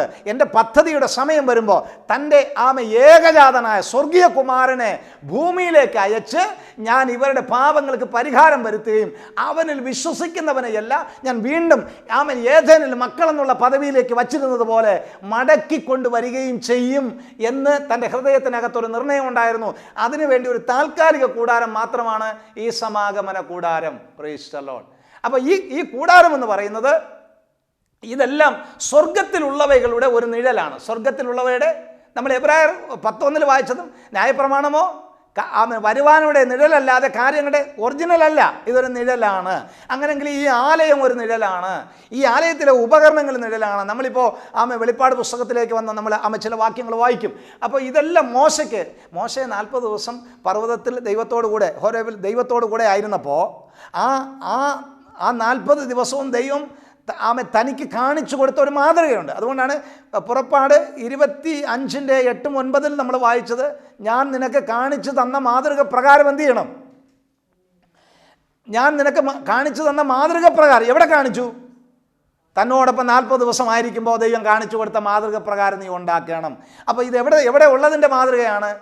സ്വർഗത്തിലുള്ള ഒറിജിനൽ ആലയത്തിൻ്റെ, സ്വർഗത്തിലുള്ള ഒറിജിനൽ ഉപകരണങ്ങളുടെ ഒരു ഫോട്ടോസ്റ്റാറ്റ്, ഒരു കോപ്പിയാണ് ഇവിടെ ഈ ചെയ്തിരിക്കുന്നത്. വായിക്കാം നമുക്ക്.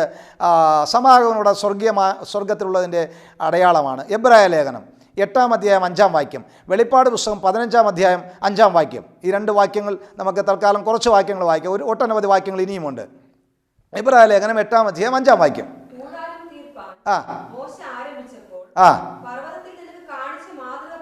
കണ്ടോ, കൂടാരം തീർപ്പാൻ മോശ തുടങ്ങുമ്പോൾ, നേതൃത്വം കൊടുക്കുമ്പോൾ ദൈവം പറയാണ്, പർവ്വതത്തിൽ ഞാൻ നിനക്ക് കാണിച്ച മാതൃക പ്രകാരം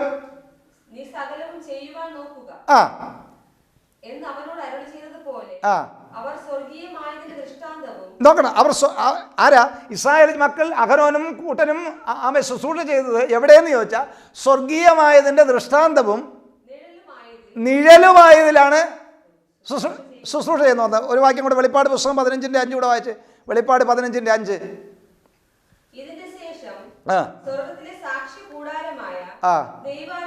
നോക്കണേ, ഇതിന് ശേഷം സ്വർഗത്തിലെ സാക്ഷ്യകൂടാരമായ ദൈവാലയം. പിന്നെ ശ്രദ്ധിക്കണം, ഇനി വെളിപ്പാട് പുസ്തകം 21:3 കൂടെ വായിക്കാം. വെളിപ്പാട് പുസ്തകം 21:3.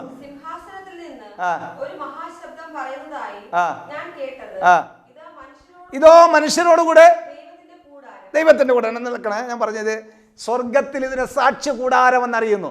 അപ്പോൾ സ്വർഗത്തിലുള്ള കൂടാരത്തിൻ്റെ ഒരു കോപ്പിയാണ് ഭൂമിയിൽ ദൈവം ഉണ്ടാക്കാൻ കൽപ്പിച്ചത്. ഇനി അതിലെ ഉപകരണങ്ങൾ സ്വർഗത്തിലുള്ളവകളാണ്. അതും വെളിപ്പാട് പുസ്തകത്തിലേക്ക് വരാം. നമുക്ക് എബ്രായ ലേഖനം 9:23 വായിച്ച്.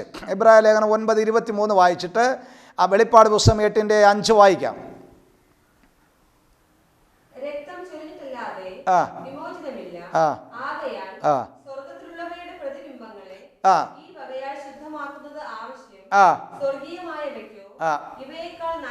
മതി. അപ്പൊ സ്വർഗത്തിലുള്ളവരുടെ പ്രതിബിംബങ്ങളാണ് ആലയത്തിൽ ഉണ്ടായിരുന്നത്. വെളിപ്പാട് പുസ്തകം ഒന്നുകൂടെ വെളിപ്പാട് പുസ്തകം 8-ാം അധ്യായം 5-ാം വാക്യം ഒന്ന് വായിച്ചു. 8-ാം അധ്യായം 5-ാം വാക്യം.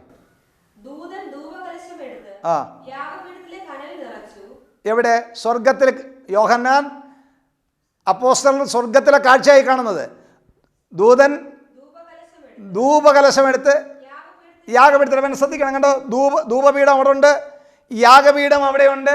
Price the Lord. 11-ാം അധ്യായം എടുത്ത്, വെളിപ്പാട് പുസ്തകം 11-ാം അധ്യായത്തിൻ്റെ 19-ാം വാക്യം കൂടെ വായിച്ച് നമുക്ക് ആ ഭാഗത്തെ പൂർത്തീകരിക്കാം. വെളിപ്പാട് പുസ്തകം 11:19. അപ്പോൾ സ്വർഗത്തിലെ ദൈവാലയം തുറന്നു, അവിടെ നിയമപെട്ടകം അവൻ്റെ ആലയത്തിൽ പ്രത്യക്ഷമായി. എന്നെ ശ്രദ്ധിക്കണം. അപ്പോൾ ഈ സാക്ഷ്യകൂടാരം ഇനി നമുക്കൊരു കൂടാരം വരാനുണ്ട്. അപ്പോൾ സാക്ഷ്യകൂടാരം, ഇതാ ദൈവത്തിൻ്റെ കൂടാരം എന്നൊക്കെ അറിയപ്പെടുന്ന ഈ കൂടാരം സ്വർഗത്തിലുള്ളതാണ്.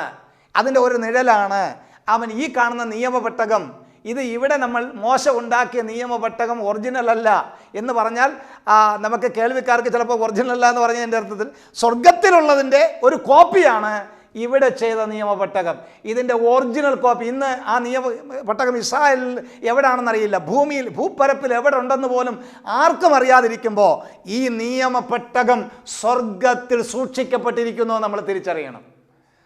ഈ നിയമപെട്ടകത്തെ പറ്റി ഒരുപാട് അഭിപ്രായങ്ങൾ, ഒരുപാട് ആശയങ്ങളൊക്കെ ഒരുപാട് വേദപണ്ഡിതന്മാരൊക്കെ പറയാറുണ്ട്, അതവിടെ ഉണ്ട്. എത്യോപ്യയിലിരിക്കുന്ന ചിലർ പറയുന്നത് സൗദിയിലുണ്ട്.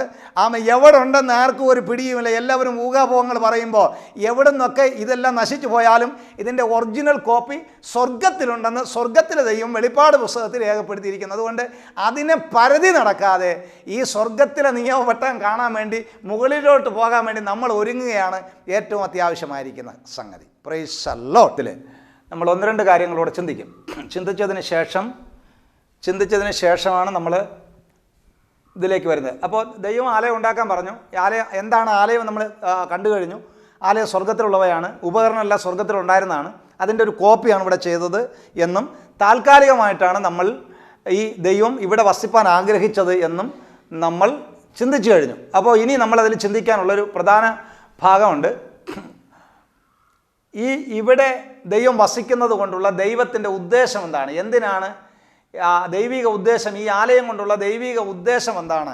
ഈ ആലയത്തിൽ ദൈവം വസിച്ചത് കൊണ്ടുള്ള നമുക്കുള്ള ഗുണമെന്താണ്? ഇവയെല്ലാം നമുക്ക് തിരുവഴുത്തിലൂടെ വായിക്കാം. ഒന്നുകൂടെ നമുക്ക് പുറപ്പാട് പുസ്തകം 25-ാം അധ്യായത്തിൻ്റെ 8-9 വാക്യം ഒരിക്കൽ കൂടെ വായിക്കാം. എന്തിനാണ് ദൈവം ഇവിടെ ഈ ആലയം ഉണ്ടാക്കാൻ പറഞ്ഞത്? ദൈവം എന്തിന് ഈ ആലയം ഉണ്ടാക്കാൻ ആവശ്യപ്പെട്ടെന്ന് ചോദിച്ചാൽ, ഞാൻ അവരുടെ നടുവിൽ വസിപ്പാൻ എനിക്കൊരു വിശുദ്ധ മന്ദിരം ഉണ്ടാക്കണം. പ്രൈസ്.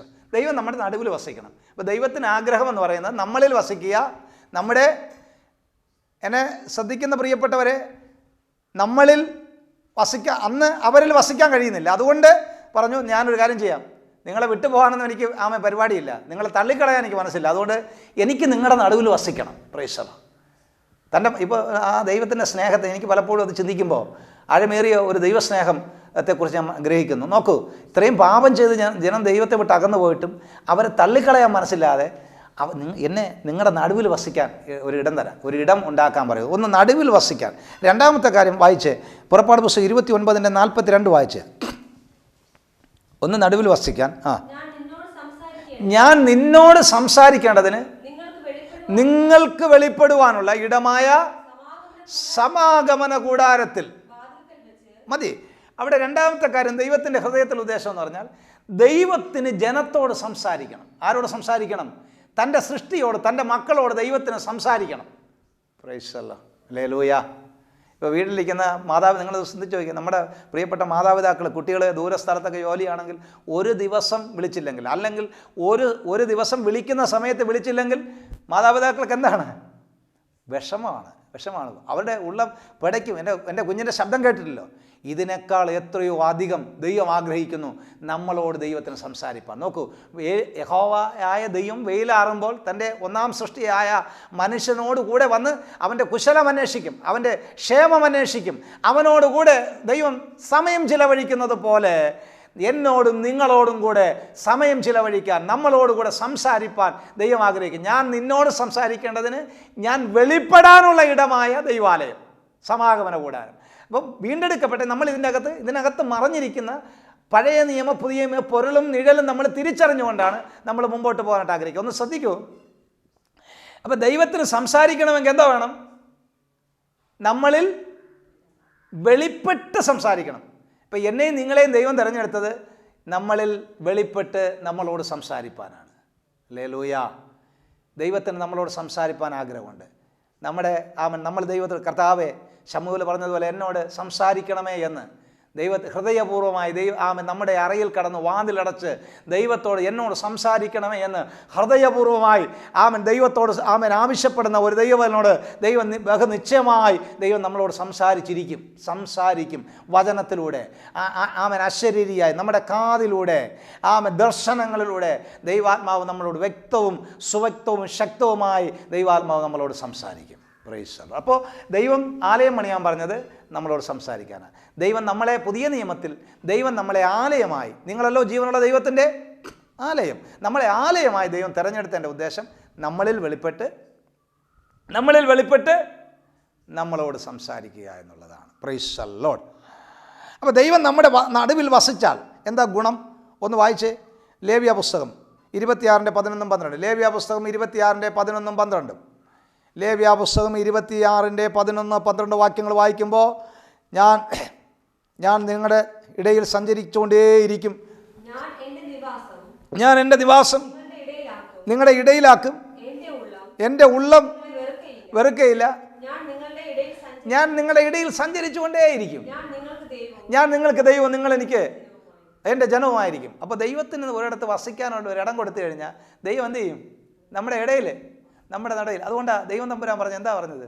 രണ്ടോ, ഇത് പുതിയ നിയമവും പഴയ നിയമവുമായിട്ട് കണക്റ്റായിട്ട് കിടക്കുന്നത്. അക്ഷരാർത്ഥത്തിൽ പഴയ നിയമത്തിൽ പറഞ്ഞിരിക്കുന്ന പ്രമാണങ്ങൾ, അതിൻ്റെ പൊരുൾ വെളിപ്പെടേണ്ടത്, പൊരുൾ സമ്പൂർണ്ണമായി തീരേണ്ടത് പുതിയ നിയമസഭയിലാണ്. അത് സമ്പൂർണ്ണമായി തീരും. അപ്പോൾ ശ്രദ്ധിക്കൂ, ഇവിടെ പറയുന്നത് ഞാൻ നിങ്ങളുടെ ഇടയിൽ എന്ത് ചെയ്യും? സഞ്ചരിച്ചു കൊണ്ടിരിക്കും. എൻ്റെ ഉള്ളം നിങ്ങളെ വെറുക്കുകയല്ല. ഒരു കുടുംബം, ഒരു വ്യക്തി ദൈവത്തിന് വസിപ്പാൻ ഇടം കൊടുത്തു കഴിഞ്ഞാൽ ദൈവം അവരുടെ ഇടയിൽ ദൈവം വസിച്ചുകൊണ്ടേയിരിക്കും. ഉറപ്പാണ്.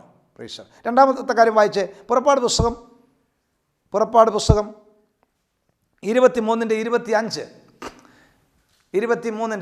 പുസ്തകം 23:25. നിങ്ങൾ നിങ്ങളുടെ ദൈവമായ യഹോവയെ തന്നെ സേവിപ്പീൻ. അവൻ നിന്റെ വെള്ളത്തെയും അപ്പത്തെയും അനുഗ്രഹിക്കും. ഞാൻ രോഗങ്ങളെ നിന്റെ നടുവിൽ നിന്ന് അകറ്റിക്കളയും. അപ്പോൾ നോക്കൂ, ഞാൻ പറഞ്ഞത് ഓർക്കുന്നുണ്ടോ? ഇതിനകത്ത് രോഗശാന്തിയുണ്ട്. വാസ്തവമായി ദൈവം ഞാൻ ഈ പറഞ്ഞതുപോലെ നോക്കൂ, തേജസ് നഷ്ടപ്പെട്ട മനുഷ്യൻ ദൈവം അവനെ വിട്ട് അകന്നു പോയപ്പോൾ ദൈവം വസിച്ചിരുന്ന അവരുടെ നടുവിൽ എന്താ വസിക്കാൻ തുടങ്ങി? രോഗവും ശാപവും വസിക്കാൻ തുടങ്ങി. അപ്പോൾ വീണ്ടും ദൈവത്തിന് വസിക്കാൻ നിങ്ങളുടെ ഇടയിൽ അവസരം കൊടുത്താൽ, ഒരു കുടുംബത്തിനകത്ത് അവസരം കൊടുത്താൽ, ഒരു സഭയിൽ അവസരം കൊടുത്താൽ, അതുകൊണ്ട് ദൈവം പറഞ്ഞു 2-3 പേർ എൻ്റെ നാമത്തിൽ കൂടി വരുന്നവരുടെ നടുവിൽ ഞാനുണ്ട്. അപ്പോൾ ദൈവം അന്നും ഇന്നും ആഗ്രഹിക്കുന്ന ഒരു കൂട്ടായ്മ, ഒരു കുടുംബം ഉണ്ടെങ്കിൽ അതിനകത്ത് വസിപ്പാൻ ഇടം കൊടുത്താൽ ദൈവം അവിടെ വസിക്കും.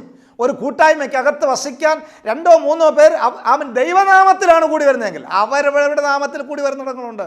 അവരവരുടെ നാമം അറിയാനും പ്രസിദ്ധപ്പെടുത്താനും കൂടി വരുന്നവരുണ്ട്. അവിടെ ഒന്നും ദൈവമില്ല.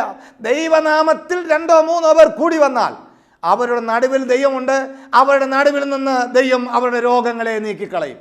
ദൈവത്തെ നീക്കിക്കളയുന്നവരുടെ നടുവിൽ രോഗവും ശാപവും പൈശാചികതയും വന്ന് വസിക്കും.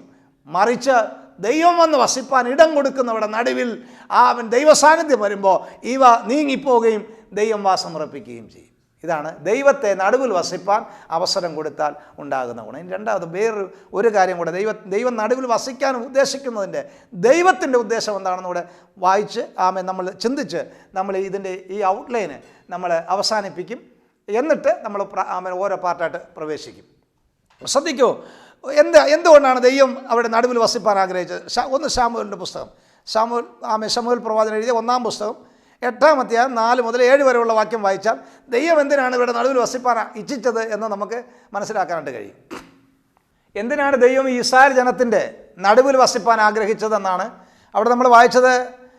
ശമൂവേലിനോട്, പഴയ നിയമത്തിലെ ചരിത്രമാണ്. ആ കാലത്ത് ഇസ്രായേൽ ജനത്തിന് രാജാവില്ല. മറ്റ് ജാതികളിലും മറ്റ് പുറത്തുള്ള എല്ലാ രാജ്യക്കാർക്കും രാജാവുണ്ട്. എന്നാൽ ഇസ്രായേലിന് മാത്രം രാജാവില്ല. അവിടെ എങ്ങനെയാണ് ഭരണം നടന്നതെന്ന് ചോദിച്ചാൽ അവിടുത്തെ പുരോഹിതൻ എന്ന് പറയുമ്പോൾ മഹാപുരോഹിതന്മാരായ ആളുകൾ, പുരോഹിതന്മാരുടെ തലവനായ മഹാപുരോഹിതനാണ് അവിടുത്തെ പ്രധാനപ്പെട്ട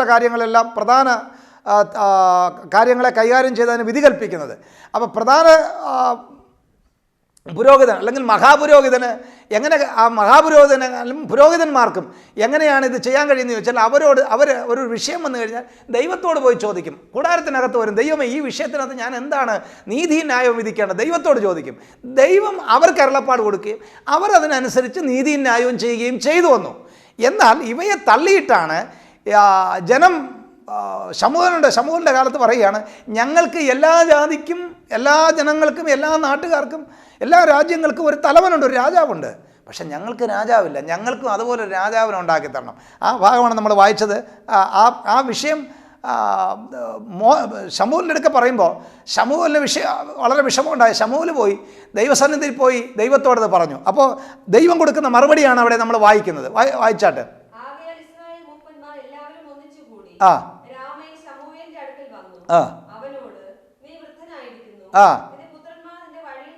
നടക്കുന്നില്ല. ആകയാൽ സകല ജാതികൾക്കും ഉള്ളതുപോലെ ഞങ്ങളെ ഭരിക്കേണ്ടതിന് ഞങ്ങൾക്കൊരു രാജാവിനെ ഉണ്ടാക്കി തരണം. ആ ആ ആ ശമൂവേലിനും അനിഷ്ടമായി. ശമൂവേൽ യഹോവയോട് ആമൻ പ്രാർത്ഥിച്ച് പറഞ്ഞത്, യഹോവ തിരിച്ചു ആമൻ ദൈവം ശമൂവേലിനോട് ആ ജനം നിന്നോട് പറയുന്ന സകലത്തിലും അവരുടെ അപേക്ഷ കേൾക്ക, അവർ നിന്നെയല്ല ഞാൻ അവരെ ഭരിക്കാതിരിക്കേണ്ടതിന് എന്നെയാകുന്നു ത്യജിച്ചിരിക്കുന്നത്.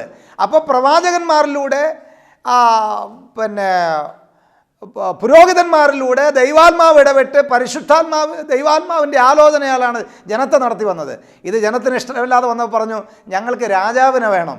രാജാവിനെ വേണമെന്ന് പറഞ്ഞപ്പോൾ ദൈവം തമ്പുരാൻ പറഞ്ഞു നീ അതങ്ങ് ഏൽപ്പിച്ചു കൊടുക്ക്, അവർ എന്നെ ത്യജിച്ച് കളഞ്ഞിരിക്കുന്നു. അപ്പോൾ ചുരുക്കത്തിൽ പറഞ്ഞാൽ സഭയെ ജനത്തിനെ ആരാണ് ഭരിച്ചു വന്നതെന്ന് ചോദിച്ചാൽ ദൈവം തൻ്റെ സഭയെ ഭരിച്ചിരുന്നു. പ്രൈസലോ. അപ്പോൾ ദൈവം എന്തിനാണ് ഇവിടെ വസിക്കാൻ ആഗ്രഹിച്ചത്? എൻ്റെ ജനത്തിൻ്റെ നടുവിൽ എനിക്കൊരാലയം പണിവാൻ പറഞ്ഞതിൻ്റെ ആത്യന്തികമായ ഉദ്ദേശം എന്താണെന്ന് ചോദിച്ചാൽ ദൈവത്തിന് തൻ്റെ ജനത്തെ ഭരിക്കണം. അതിനൊരു കാരണമുണ്ട്. Praise Lord. പുതിയ നിയമസഭയെ ദൈവമാണ് വീണ്ടെടുത്തത്. ആകയാൽ പുതിയ നിയമസഭയും ദൈവം ഭരിപ്പാനായിട്ടാണ് ആഗ്രഹിക്കുന്നത്. സഭയിൽ ദൈവാധിപത്യമാണ് ആവശ്യം. അതിൻ്റെ മറ്റൊരു കാരണം പറയും. എന്തുകൊണ്ട് ദൈവം തൻ്റെ സഭയെ ഭരിക്കാൻ ആഗ്രഹിക്കുന്നതെന്ന് ചോദിച്ചാൽ ക്രിസ്തു തൻ്റെ സ്വന്തം രക്തത്താലാണ് ദൈവസഭയെ തിരഞ്ഞെടുത്തത്. പഴയ നിയമത്തിൽ ഒരു സഭയെ തിരഞ്ഞെടുക്കുമ്പോൾ കുഞ്ഞാടിൻ്റെ രക്തം കൊണ്ട് ക്രിസ്തു മരിക്കുന്നതിന് നിഴലായിട്ട് ഒരു ആട്ടിൻകുട്ടി പാപമില്ലാത്ത ലോകസ്ഥാപനം മുതൽ അറുക്കപ്പെട്ട കുഞ്ഞാട് ക്രിസ്തു അറുക്കുന്നതിന് നിഴലായിട്ടൊരു കുഞ്ഞാട് അറുക്കപ്പെട്ട കുഞ്ഞാടിൻ്റെ രക്തത്താലാണ് സഭയെ വീണ്ടെടുത്തത്. അപ്പോൾ ഒരു കുഞ്ഞാടിൻ്റെ രക്തത്താൽ വീണ്ടെടുക്കപ്പെട്ട സഭയെ ദൈവം ഭരിക്കണമെന്ന് ആഗ്രഹിക്കുന്നുവെങ്കിൽ പുതിയ സ്വന്തം രക്തത്താൽ വീണ്ടെടുക്കപ്പെട്ട ദൈവസഭയെ ഭരിക്കണമെന്ന് ദൈവം എത്രയധികം ആഗ്രഹിക്കുന്നു എന്ന് നമ്മൾ തിരിച്ചറിയണം.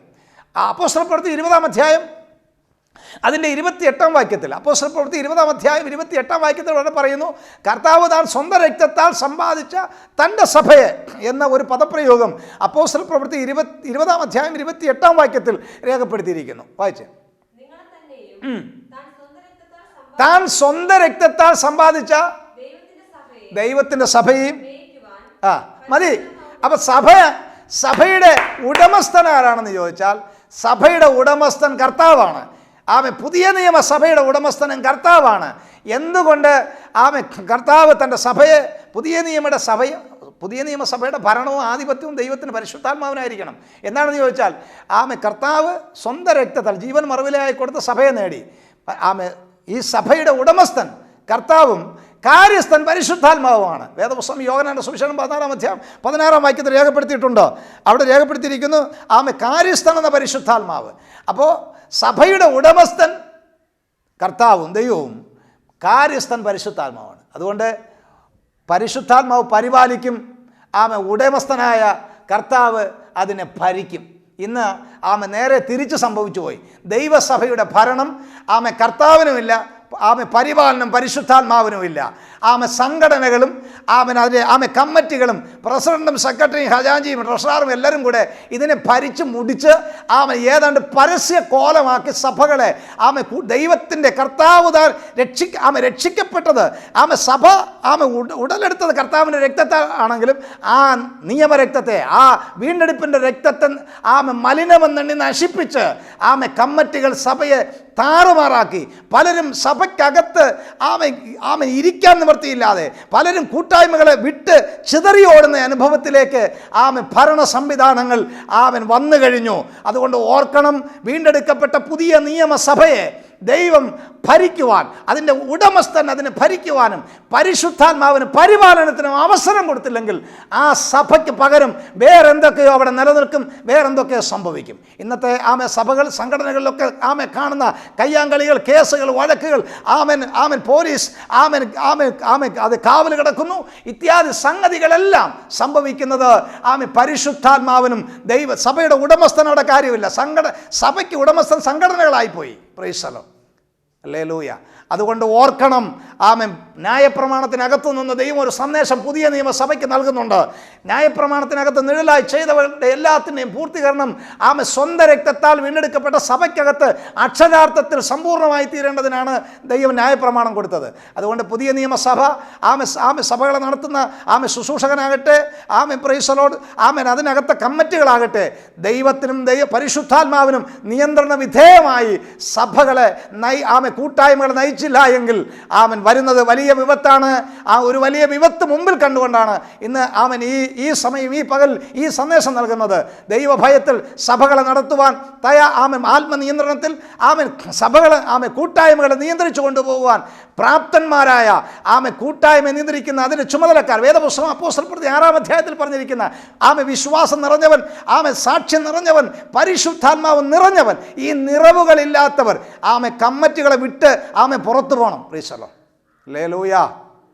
ഇല്ലെങ്കിൽ ആമേൻ കൂട്ടായ്മകൾ ആമേൻ അവസാനം കർത്താവിന് മനുഷ്യപുത്രന്റെ നാളിൽ ഭൂമിയിൽ വിശ്വാസം നിലനിൽക്കുമോ എന്നുള്ള നിലകളിൽ ആമേൻ അതമ്പതിക്കും. നമ്മുടെ തലമുറകൾ പ്രൈസ് ദി ലോർഡ് പലരും ഇതിനകത്ത് ഈ വൃത്തിഹീനമായ അന്തരീക്ഷം കണ്ടിട്ട് പല പുതിയ കുഞ്ഞുങ്ങൾ ഈ സഭയെ വെറുക്കുന്നു. ശുശ്രൂഷകന്മാരുടെ അനുഭവങ്ങളെ കണ്ടിട്ട് ആമേൻ ഹൃദയപൂർവ്വമായി കൂട്ടായ്മകളിലേക്ക് വരുവാൻ അവർ മടിക്കുന്നു. ആകയാൽ ഈ ദിവസങ്ങളിൽ ഈ സന്ദേശം നിങ്ങളുടെ ഹൃദയത്തിൽ ഒരു മാറ്റൊലിയായി ഒരു മാറ്റത്തിന് വിധേയപ്പെടുത്തിയില്ല എങ്കിൽ നമ്മുടെ കാര്യം പരിതാപകരമായി തീരും. അതുകൊണ്ട് ഈ സമാഗമന കൂടാരമെന്നുള്ള ഈ ചിന്തയുടെ ഇതിൻ്റെ പുറം വരിയിൽ നിന്നുകൊണ്ട് ഇതിൻ്റെ പുറം ഭാഗത്ത് ദൈവം ആലേഖനം ചെയ്തു വെച്ചിരിക്കുന്ന, മറച്ചു വെച്ചിരിക്കുന്ന ചില ആത്മീക നിഴലായി വെച്ചിരിക്കുന്ന ചില ആമേൻ നിഴലിനകത്തുനിന്ന് അതിൻ്റെ ആത്മീക പൊരുളുകളെ നമ്മൾ വേർതിരിച്ച് കണ്ടു. ഇനി തുടർന്ന് നമുക്ക് അതിൻ്റെ ഇൻട്രൊഡക്ഷൻ ഞാൻ അവസാനിപ്പിച്ചു. ഇനി തുടർന്ന് നമുക്ക് ഇതിനകത്തുള്ള ചില പ്രധാനപ്പെട്ട ചിന്തകളിലേക്ക് നമുക്ക് കടന്നു വരാം. ദൈവം അതിനായിട്ട് നമ്മളെ സഹായിക്കട്ടെ. നമ്മൾ ഇത്രയും സമയം എങ്ങനെ സമാഗമന കൂടാരം ഇവിടെ വരാനുള്ള കാരണം എന്താണ് തുടങ്ങി ഈ സമാഗമന കൂടാരത്തിൻ്റെ ഓരോ പാർട്ടും പഠിക്കുന്നതിന് മുമ്പ് അത് ഉണ്ടാകാനുള്ള കാരണത്തെക്കുറിച്ചാണ് നമ്മൾ ഇത്രയും സമയം ശ്രമിച്ചുകൊണ്ടിരുന്നത്. നമ്മൾ ഇതിൻ്റെ പശ്ചാത്തലം, ഇത് ഉണ്ടാകാനുള്ള പശ്ചാത്തലത്തെക്കുറിച്ച് നമ്മൾ ഒരു ഏകദേശം നമുക്ക് ഒരുപാട് കഴിയുന്നില്ലെങ്കിൽ ഒത്തിരി കാര്യങ്ങൾ ഇതിൻ്റെ പിന്നിൽ ഇനിയും കിടപ്പുണ്ടെങ്കിലും നമ്മുടെ സമയത്തിൻ്റെ വീഡിയോ പ്രോഗ്രാമായിട്ടൊക്കെ ചെയ്യുന്നതുകൊണ്ട് എല്ലാത്തിനും ഒരു സമയത്തിനൊരു ലിമിറ്റ് ഉണ്ടല്ലോ. അതുകൊണ്ട് തന്നെ നമ്മളതിനെ ചുരുക്കമായിട്ട് കുറച്ച് കാര്യങ്ങൾ നമ്മളതിനെ ചിന്തിച്ചു. ഇനി നമ്മളത് തീർന്നു. ഇനി നമ്മൾ ഈ സമാഗമന കൂടാരം എന്നുള്ള സബ്ജക്റ്റിലേക്ക് വന്നിട്ട് ഇതിൻ്റെ താമ്രത്തൊട്ടി, നിലവിളക്ക്, ഇതുപോലുള്ള അതിൻ്റെ തൂണുകൾ, അതിൻ്റെ പലക, ഇങ്ങനെ ഒരു ഇത്യാദി ഓരോ വസ്തുക്കളെയും നമ്മൾ വേർതിരിച്ച് ഇനി നമ്മൾ ചിന്തിക്കുന്നതായിരിക്കും. അതുകൊണ്ട് നമുക്ക് ഇതിവിടെ വെച്ച് നമ്മൾ അതിൻ്റെ ഇൻട്രൊഡക്ഷൻ, അതിൻ്റെ മുഖവുര ആയിട്ട് പറഞ്ഞ കാര്യങ്ങളെല്ലാം നമ്മൾ അവസാനിപ്പിച്ചിരിക്കുന്നു. ഇതുവരെ നമ്മുടെ ഈ സന്ദേശം കേൾക്കുകയും അതിൽ നിന്ന് ആത്മീക സത്തകളെ ഉൾക്കൊള്ളുകയും ആത്മീക വചനങ്ങളെ ഗ്രഹിക്കുകയും ചെയ്ത എല്ലാവർക്കും എൻ്റെ ഹൃദയംഗമായ നന്ദി ഞാൻ രേഖപ്പെടുത്തുന്നു. അടുത്ത ക്ലാസ്സിൽ നമുക്ക് തുടർന്നുള്ള ഭാഗങ്ങളെ ചിന്തിപ്പാൻ കർത്താവ് നമ്മളെ സഹായിക്കട്ടെ എന്ന് ഓർപ്പിക്കുന്നു, അവസാനിപ്പിക്കുന്നു. ദൈവം നിങ്ങളെ അനുഗ്രഹിക്കുമാറാകട്ടെ.